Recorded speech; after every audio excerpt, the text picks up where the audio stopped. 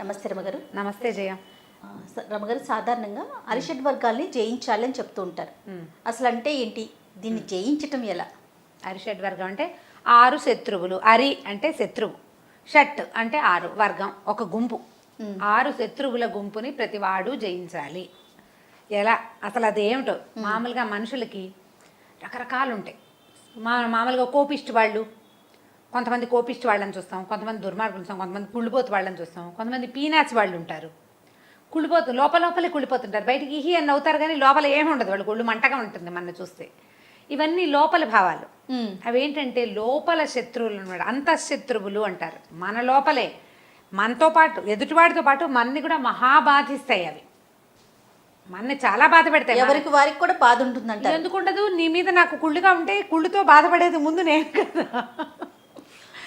నేను నాకు కోపం వచ్చి నీ మీద అరిచి తిట్టాను అనుకో, సింపుల్. తిట్టేస్తే నోటిదున్న దూల తీరుతుంది, కానీ కోపం లోపలిది బరువు ఎవడు మోస్తున్నాడు? ఎవడైతే తిట్టాడో వాడు మెయిన్ కదా. అవును. ఈ వాటితోటి ఎక్కువగా బాధపడతారు జయ. కామ, క్రోధ, లోభ, మోహ, మద మాత్సర్యాలు. కామము, క్రోధము, కోరికలు. కామం అంటే సులువుగా తీరలేనివి, చెప్పుకోలేనివి, సభ్య సమాజం హర్షించనివి కొన్ని కామాలు ఉంటాయి. మామూలు సాధారణ కామన ఏముంది? ఓ ఇల్లు, సంసారం, అమ్మ, నాన్న, వాళ్ళు, ఇవన్నీ సాధారణమైన కోరికలు. అలా కాకుండా జనాలకు చెప్పుకోవడానికి సిగ్గుపడేవి కొన్ని ఉంటాయి, మనం దాచేసుకుంటూ ఉంటాం.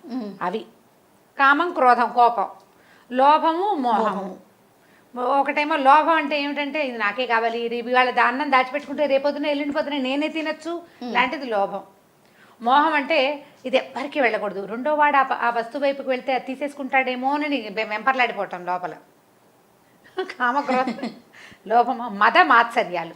మదము, మాత్సర్యము. ఈ మదం అంటే ఏమిటంటే ఒళ్ళు పొగరు, మదించి ఉండటం. అవతలవాడు ఆ వస్తువుకేసి వెళ్తుంటే ఏం చేసి తీసేసుకుంటాడేమో అని కుళ్ళిపోవటం కాదు, తీసుకొని ఒకన వాడిని చితకొట్టేయటం. ఇది నాదన్ని బలిమిన లాక్కోవటం. మాత్సర్యం, ఎవ్వరి మొహము గిట్టదు. మత్సరము అంటారు దాన్ని, అదొక పెద్ద శత్రువు. ఎవ్వరూ పైకి రాకూడదు. మనకు తెలియని వాళ్ళు ఎవరైనా సరే, వాళ్ళు ఎవరో మనకు తెలియదు, వీళ్ళు బాగా మాట్లాడారు నీ ఎవరైనా చెప్పారనుకో, వీళ్ళ కొళ్ళు మండిపోతుంది. ఏముంది పెద్ద, ఆ మాత్రం రాదా, అందులో ఏముంది, అప్పుడు అది ఎలా చెప్పారు, అవన్నీ తప్పులు, వాళ్ళకేం రాదు అనేయటం. ఒక పేరు చెప్పలేని కుళ్ళిపోతానం అనమాట మాత్సర్యం. వాళ్ళు పైకి రాకూడదు అంతే, అలాగే ఉంటుంది. వాళ్ళు ఎవరో మనకు తెలియక్కర్లా, మన చుట్టాల. ఈ 6 అంతఃశత్రువులు. అయితే ఈ అంతఃశత్రువుని జయించాలి అని మనం చెప్పుకుంటాం. అరిషడ్ వర్గాన్ని జయించడం ఎంత కష్టం, చాలా కష్టం కదా. అయితే వీటన్నిటికంటే చాలా పెద్ద శత్రువు ఒకటి ఉంది, జనాలకి ఫేవరెట్గా ఉంటుంది అది. శత్రువు కూడా ఫేవరెటా? మరి ఉండదు, మనకి హాయిగా ఉంటుంది అది మనతో ఉంటే. సింపుల్గా బద్ధకం దాని పేరు. బాగుంది. అంతఃశత్రువుల్ని జయించకపోయినా పెద్దగా నష్టం లేదు జయ. పెద్దగా జీవితానికి ఇదైపోయేదేం లేదు. ఈ కాలంలో అందరికీ ఉంటాయి, ఏదో ఒక ఉంటుంది. మొత్తం అన్నీ ఉండేవాడు ఉంటాడు, 5 ఉన్నవాడు, 4 ఉన్నవాడు, 3 ఉన్నవాడు, 2 1గా ఉన్నవాడు ఉంటాడు. బద్ధకం లేనివాడుగా ఉంటే ఈ పై శత్రువులు ఉన్నా కూడా వాడు బాగానే ఉంటాడు. వాటిని జయించొచ్చేమో. వాటిని బద్ధకం ఉంటే వాడు దేన్ని జయించలేడు, ఆ బద్ధకాన్ని జయించలేడు. బద్ధకం అతిపెద్ద శత్రువు, దాన్ని పోగొట్టుకోవాలి ఎలా? ఎంత పెద్ద ప్రశ్న కదా. బోల్డ్ అన్ని ప్రశ్నలు వస్తాయి, బోల్డ్ అన్ని సమాధానాలు ఉన్నాయి. కానీ ఏదైనా కూడా ఇప్పుడు నేను 100 చెప్తా నీకు. పొద్దున్నే నేను కాదు లేచేది, ఎవరు లేవాలి? ఎదుటి వారికి చెప్తున్నారు. బద్ధకం ఎవరికో వాళ్ళు. ఎంత కష్టం పొద్దున్నే లేవడం, చాలా కష్టం. పొద్దున్నే లేవడం కష్టం, వాకింగ్కి వెళ్ళటం కష్టం, యోగాభ్యాసం చేయటం కష్టం, ప్రాణాయామం చేయటం కష్టం, ఇన్ టైం పని చేయటం కష్టం, అన్నీ కష్టమే. ఇప్పుడు ఎవరైనా నీకు చెబుతారు కానీ అది చెయ్యరు. అది చేయవలసింది ఎవరు? ఎవడికి బద్ధకమో వాడు చెయ్యాలి. నేను బద్ధకాన్ని పోగొట్టుకోవాలంటే నేను చేయాలి. నేను వింటే చాలదు, వినటేముంది, నేను బోల్డని సలహాలు చెప్తా. ఏవి మ్యాజికల్ రెమెడీస్ ఉండవు జీవితంలో, దేనికి మ్యాజికల్ రెమెడీ ఉండదు. ఏ రెమెడీ అయినా మనం పాటించాలి. అలారం పెట్టుకుని 6 o'clockకి ఈజీ మెథడ్ నేను చెప్పే. ఇది వరకు మన దాంట్లోనే ఎలాగా, ఫోన్లో అలారం పెట్టుకో, ఫోన్ మంచం పక్కన పెట్టుకోదు, ఫోన్లో అలారం పెట్టినా అనుకో, అలా నిద్రలో అసంకల్పిత ప్రతికార చేయలాగా ఇలా వెళ్తుంది, దాన్ని ఆఫ్ చేస్తాం. అని ఎలాగోలాగా పడుకుంటాం. మళ్ళీ మోగుతుంది, మళ్ళీ గుయ్యి ఉంటుంది, మళ్ళీ అంటారు, మళ్ళీ ఒక 5 నిమిషాలకు గుయ్యి ఉంటుంది. ఎంతమందికి అనుభవం చూడిది. చివరికి ఎట్లా కొట్లా కళ్ళు పెకిలించుకుని తీసి దీన్ని ఏం చేయాలో ఒకటి అట్లా లాగి శాంతం డిలీట్ చేసేస్తాం. అమ్మయ్యా అని పడుకుని ఇంకో 2-3 గంటలు నిద్రపోతాం. పొద్దున్నే అలారం మోగింది, ఆఫ్ చేసి పడుకున్నా ఇహి అని చెప్తారు. సిగ్గుపడరు పాపం. సిగ్గుపడాలంటే బద్ధకం పోగొట్టుకోవాలి. దీనికి సిగ్గుపడితే లాభం లేదు. ఇహి అనేస్తే సరిపోతుంది. ఇట్లా మానేస్తారు. చెప్పడానికి ఏముంది, బద్ధకం పోగొట్టుకోవటం ఎలాగ బోల్డ్ చిట్కాలు చెప్తాం కదా. అందుకని ఫోన్ని హాల్లో పెట్టుకోండి. హాల్ దాకా వెళ్ళాలంటే ఏం చేయాలి, మంచం మీద నుంచి లేచి ఈ గదిలో నుంచి లేచి లేదా నేల మీద నుంచి కింద పడుకున్న వాడే లేచి అవతల అక్కడెక్కడో ఉన్న ఫోన్ని ఆపాలి. లేకపోతే అది గుయ్యం గుయ్యం గుయ్యం అంటూనే ఉంటుంది. కాబట్టి వెళ్ళి దూరంగా పెట్టుకోండి. అది బద్ధకాన్ని జయించేందుకు మొదటి చిట్కా. నేను హాల్లో పెట్టుకున్నా కూడా హాల్లోకి వెళ్ళి కూడా ఆపి వచ్చి పడుకుంటాను ఒక్కొక్కరోజు. ఈ సమాధానం ఎంతమంది చెప్తారు చూడండి. నేను ఇలాగే చేస్తా. హాల్లో ఉంది నా ఫోను, నేను అక్కడికి వెళ్ళి ఆపేసి ఈ లోపల ఇంట్లో 2-3 లేచి ఎప్పుడు అలారం పెడతావు, నీతో చస్తున్నాము, నువ్వు లేవు, మేము లేవు చేస్తున్నావు, మా నిద్ర పాడైపోతుంది అని మిగిలిన వాళ్ళతో అష్టోత్తర శతనామా వెళ్ళి చేయించుకుని అప్పుడు ఫోన్ ఆపేసి మళ్ళీ పడుకుంటారు ఇంకో 2 hours. అందుకని ఏం చేయాలంటే ఈజీ మెథడ్, ఆ ఫోను చేతికందేలాగా పెట్టద్దు, బీరువా మీద పెట్టండి. బీరువా మీద పెడితే బీరువా మీదకి వెళ్ళి చేయి పెట్టి అందుకోవాలా, నిద్రపోతుంది. అప్పుడు ఎక్కువ దూరం నడవటం వల్ల నిద్రపోతుంది. ఇదొక మెథడ్. గుంజీలు తీయండి, ఈజీ మెథడు. ఎవరు తీస్తారు? గుంజీలు తీయలేమండి, మాకు ఒళ్ళు వంగదంటారు. గుంజీలు తీయడానికి కూడా ఒక ఈజీ మెథడ్ ఉంది. కుర్చీ వెనకాల నుంచోండి, లేదా సోఫా వెనకాల నుంచోండి. ఆ సోఫా మీద చేతులేసి చెవులు పుచ్చుకుని దిగద్దు, సోఫా మీద చేతులేసి కింద కూర్చోడానికి ట్రై చేయండి. అలాగే ఆ చేతులు పైనే ఉంచండి, మెల్లిగా అలాగా లేవండి. ఒక 2-3 గుంజీలు తీయండి. బద్ధకం పోతుందండి? తగ్గుతుంది. తగ్గుతుంది. పోతుంది ఎట్లా? పోగొట్టుకోవాలి మీరు. మురికిపోతుంది అలాగా. అది కాదమ్మా, ఏదో చొక్కా మీద మరకబడింది, చున్నీ మీదే మరకబడింది, నువ్వు ఏదైనా వేస్తే పోతుంది. వేస్తే పోతుందా, వేసాక రుద్దితే పోతుందా? రుద్దాలి గారు అమ్మగారు. మరి ఆ ప్రయత్నం నువ్వు చేయాలా? ఖచ్చితంగా. ముందు ఆ ఫస్ట్ పింక్ ఫర్గెట్ స్టెయిన్స్, నేను ఎంతసేపు ఇదే చెప్తా, దాని పేరు గుర్తురాదు, ఆ పింక్ ఒకటే గుర్తొస్తుంది. ఆ డబ్బా తేవాలి, ఆ డబ్బా అందుబాటులో పెట్టాలి, ఈ వస్తువు తీసుకోవాలి, ఇది దాని మీద వెయ్యాలి, కాసేపు రుద్దాలి, ఓ పక్కన పెట్టాలి, పోయిందో లేదో చూడాలి. నేను చెయ్యొద్దు, అప్పుడు కదా పోయేది. వ్యానిష్ని ఇంట్లో పెట్టుకుంటే మరకలు పోతాయా? పోవే, పని చేస్తేనే పోతాయి. దీనికి కూడా అంతే. ఇంకొకటి చెప్దాం, ఈ మంచం మీద పడుకుంటారా, ఈ మామూలుగా ఒళ్ళు విరుచుకునే అలవాటు ఉంటుంది చాలామందికి. పిల్లల్లో బద్ధకం తగ్గించేందుకు కూడా ఇది పనికొస్తుంది. ఒళ్ళు విరుచుకోవడం ఏం చేస్తారు, ఈ సోఫాలు ఎక్కడైనా వచ్చిన చోటు కూర్చుంటారు, ఇలా ఆ ఒళ్ళు విరిచి చేతులు పైకెత్తేస్తూ ఉంటారు. గమనించండి. పెద్దవాళ్ళు ఏం చెప్తారు, ఒళ్ళు విరుచుకుంటే దరిద్రం, ఒళ్ళు విరుచుకోకూడదు అంటారు. ఒళ్ళు విరుచుకుంటే దరిద్రం కాదమ్మా. ఎవరైనా మన ఎదురుగుండా ఉన్నవాళ్ళు మన శరీరం కేసి చూస్తారు, అసహ్యంగా ఉంటుంది, అవమానకరంగా ఉంటుంది. ఏదైనా చీరలో కట్టుకున్న వాళ్ళు చేతులు 2 గాల్లోకి ఎత్తి ఒళ్ళు విరుచుకుంటే శరీరం అంతా రోడ్డు మీదే ఉంటుంది సింపుల్గా. అందుకని ఏం చేయాలి, ఒళ్ళు విరుచుకోకూడదు. ఇలా అని ఎలాగో ఇలా తీస్తారు కదా. ఈ ఒళ్ళు విరుచుకునే ప్రక్రియని మంచం మీదకి పరిమితం చేయండి, బద్ధంగా తగ్గుతుంది. మహేష్ చాలా శ్రద్ధగా వింటున్నాడు. అది ఇదే చేయాలి. మంచం మీద పడుకుని నిద్ర మెలకు వస్తుందా, మెలకు రాగానే 2 చేతులు వెనక్కి చాచండి.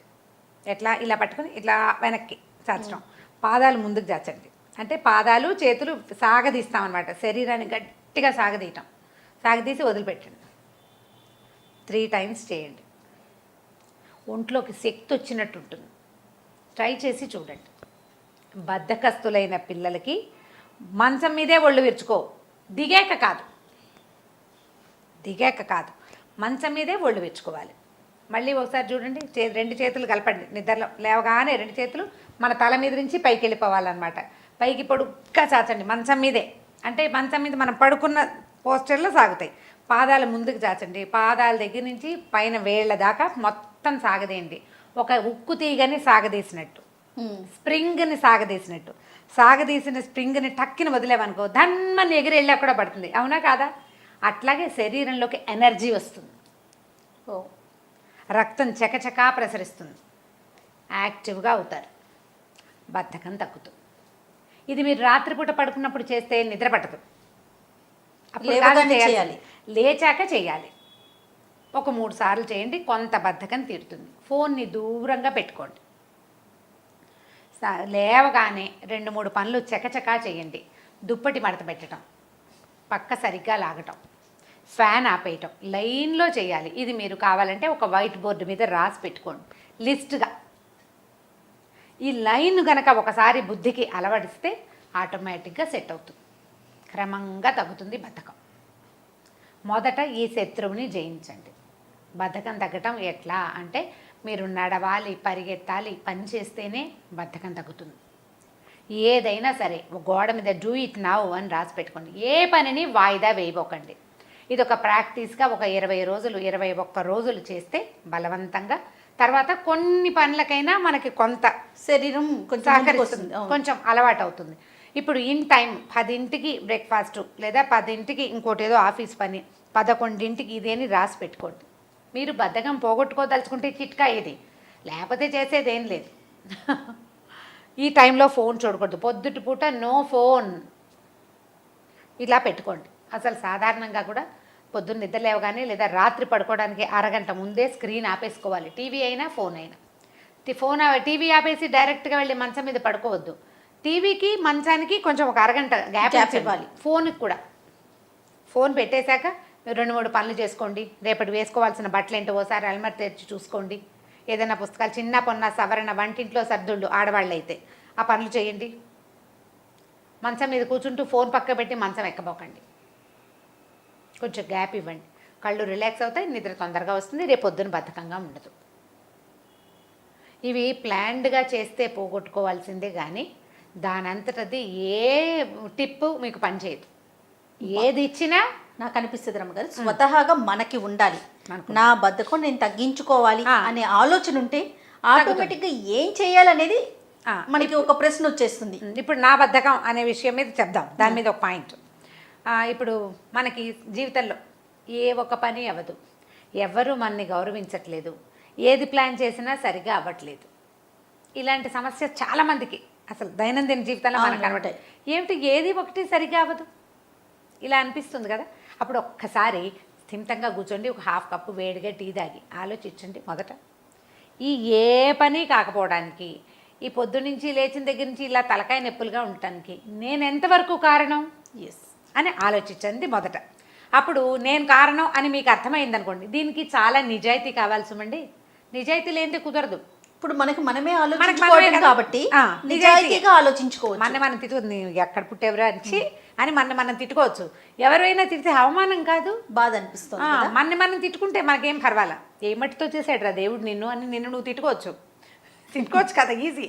ఇప్పుడు ఏం చేద్దాం, ఒకసారి ఆలోచించి మనం ఎక్కడ కారణం, ఇది నేను ఎర్లీగా వెళ్ళకపోవటం వల్ల, ఇంటాక్ట్గా టైంకి వెళ్ళకపోవటం వల్ల ఆగిందా, నేను సరిగ్గా చేయకపోవటం వల్ల, నా పనితనంలో లోపమా, అసలు నేను పని మొదలు పెట్టడమే రాంగ్ టైమా, ప్రాపర్ టైంలో నేను చేయలేదా, దీనికి నేనేమన్నా బద్దకిచ్చానా, ఇది నిన్నే చేస్తుంటే బాగుండేదా, నిన్న నేను ఎందుకు చేయలేకపోయాను, ప్రాక్టీస్ లేకపోవటం అవి వేరే పాయింట్లు కదా. నిన్న చేయకపోయటం అంటే నిన్న చేయవలసిన పని ఇవాళకి వాయిదా ఎందుకు పడింది, అదేమైనా బద్ధకమా నాకు అని ఆలోచించుకోండి. అది నా బద్ధకమే అని గనక మీకు తట్టిందా, ఇది ఈ విషయంలో మాత్రం పూర్తి నిజాయితీని పాటించండి. 100% మీ ఆత్మకి మీకు ఏమీ తేడా ఉండకూడదు. ఇది మీరు ఆలోచించుకుని ఒకవేళ అది గనక అయితే నేను చెప్పిన నిద్ర లేవగానే చేసే చిట్కాని పాటించండి. ప్రధానమైంది బద్ధకం వల్ల, నా పోస్ట్పోన్మెంట్ మెంటాలిటీ వల్ల నాకు ఇబ్బందులు వస్తున్నాయి, దీన్ని నేను అధిగమించాలి. దీనికి పబ్లిక్ చేయక్కర్లా, దీనికంతా పబ్లిషైజ్ చేసి ఉత్తరం రాసి ప్రతి వాళ్ళకి చెప్పక్కర్లా. వాట్సాప్లో నేను ఇవాళ నా బద్ధకం గురించి తెలుసుకున్నాను, దాన్ని జయించడానికి చేస్తున్నాను లాంటివి ఏమి ఇవ్వకండి. మాకు అక్కర్లేదు, ప్రపంచానికి అవసరమే లేదు. అది అవసరమైంది మీలో మీకు అంతే. ఏ ప్రపంచంలో ఎవ్వడికి మీ బద్ధకం గురించి పట్టదు. దానివల్ల ఇబ్బంది పడే వాళ్ళు ఉంటారు, అమ్మా నాన్నలు, పేరెంట్స్, పిల్లలు వాళ్ళు ఉంటారు కదా, తిట్టుకుంటారు వాళ్ళు. వాళ్ళకి చెప్పద్దు, మీలో మీరు మెల్లిగా సర్దుబాటు చేసుకోండి. మీకు 100% బద్ధకం ఉంటే దాన్ని 90కి, ఆ తర్వాత 80, 100% ఒకేసారి మీరు ఎలాగో తగ్గించుకోలేరు, మీ వల్ల కాదు. ఓ రోజు చేసినా రెండో రోజు చేయలేరు. అందుకని మెల్లిగా ఆ శాతాన్ని కుదించుకుంటూ రండి. ఆటోమేటిక్ గా మనం చెప్పకపోయినా మన ఫ్యామిలీ మెంబర్స్ తెలిసిపోతుంది, తగ్గించుకున్నారు, కొంచెం ముందుకు వెళ్తున్నారు అనే విషయం అర్థమవుతుంది కదా. ఇప్పుడు దీంట్లో మీరు విద్యార్థులైనా, కొత్తగా ఉద్యోగంలో చేరిన వాళ్ళైనా, కొత్తగా పెళ్లి చేసుకున్న వాళ్ళైనా ఈ బద్ధకం వల్ల చాలా ఎక్కువ ఇబ్బందులు పడతారు. ఆఫీసుల్లో ఎక్కడైనా మంచి కీలకమైన పోస్టులో ఉన్నవాళ్ళు, project leaders, project managers, production మేనేజర్లు, వీళ్ళకి బద్ధకాలు ఉండకూడదు.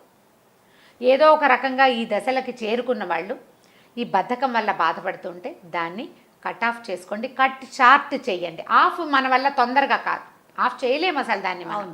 ఎందుకంటే సంవత్సరాల తరబడి పేరుకుపోయింది అది. దాన్ని నిదానంగా కట్ చేసుకుంటూ రండి. దీనికి ప్రయత్నం చేయాల్సిందే కానీ ఇంకో రకంగా ఈ శత్రువుని మీరు పోగొట్టుకోలేరు, మీరు జయించలేరు. నిదానంగా జయించుకునండి. ముందు శత్రువు తాలూకు పిలకలు కత్తిరించండి, తర్వాత కాళ్ళు చేతులు కత్తిరించి దాన్ని నిదానంగా చిన్నది చేయొచ్చు. ముందు దాన్ని పిలక కత్తిరించాలంటే బాగా తొందరగా నిద్రపోవాలి, తొందరగా నిద్ర లేవాలి. ఎవరికి వారు చేయాల్సిన పని, అంతేగా రమ్మగారు? అంతే. ఇప్పుడు నేను చెప్తాను ఇలాగా, నేను చెయ్యను కదా, చేయాల్సిన వాళ్ళు ఎవరు? ఇది అవసరం ఉన్నవాడు, వాడంతటి వాడు, వాడి ఆత్మ ప్రబోధం వాడికి ఉండాలి ప్రతి వాడికిను. అప్పుడప్పుడు ఇలాంటి పైనుంచి వచ్చే ప్రబోధాలు కాస్త ఒళ్ళు మండినప్పటికీ వినగానే ఒళ్ళు మండుతా గాడిదగుడ్డు వీళ్ళు చెప్పాలా, మాకు తెలీదా? అందరికీ తెలుసు, మీరే చెప్పక్కర్లేదు. ఇలాంటివి కూడా వస్తాయి బోల్డ్ అని, అయినా కూడా మనం చెయ్యం. ఇలాంటి ప్రబోధాల వల్ల చిన్నగా టికిల్ అవుతాం, అంత గుచ్చుకుంటుంది మనకి. అంతే. ఈ గుచ్చుకున్న దాన్ని పెద్ద చేసి ఈ శత్రువుని సంహరించండి. ఎస్, అన్నింటికన్నా నాకు టోటల్గా మీరు మాట్లాడిన దాంట్లో ఒక్క పాయింట్ చాలా బాగా నచ్చింది రమ్మగారు. మనతో మనం మాట్లాడుకోవటం అంతే ఫస్ట్. దాంతో ఎన్ని సమస్యలు తీరిపోతాయో. అవునండి, చాలా రకాల సమస్యలు. అవును. సూపర్ రమ్మగారు. ఈ బద్ధకాల్లో భాగంగా ఇంకొక బద్ధకంతో మళ్ళీ కలుద్దాం. నమస్తే. నమస్తే.